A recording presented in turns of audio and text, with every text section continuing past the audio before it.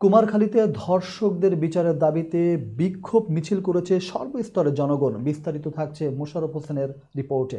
মাগুরার ৮ বছরের শিশু ধর্ষণে অভিযুক্তদের সর্বোচ্চ শাস্তি ও জনপরিসরে নারীর নিরাপত্তা নিশ্চিতের দাবিতে কুষ্টিয়ার কুমারখালীতে বিক্ষোভ মিছিল অনুষ্ঠিত হয়েছে।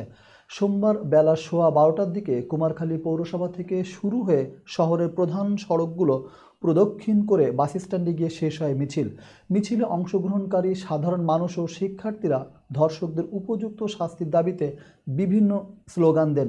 বিক্ষোভ মিছিলে উপস্থিত ছিলেন উপজেলা বিএনপি সদস্য সচিব মোহাম্মদ লুৎফুর রহমান, উপজেলা জামায়াত ইসলামের নায়েবে আমির আফজাল হোসেন, কুমারখালী উপজেলা বৈষম্য বিরোধী ছাত্র আন্দোলনের আহ্বায়ক আব্দুর রহমান এবং উপজেলা মহিলা পরিষদের সভানেত্রী হোসনে আরা রুবি সহ অনেকে।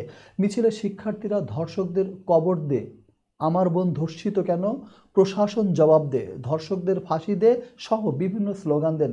এছাড়াও তারা প্ল্যাকার্ড হাতে মাগুরায় ধর্ষণকাণ্ডের অভিযুক্তদের ফাঁসি চায়, ধর্ষণের বিচার মৃত্যুদণ্ড দেয়া হোক সহ বিভিন্ন দাবিতে অংশগ্রহণ করেন।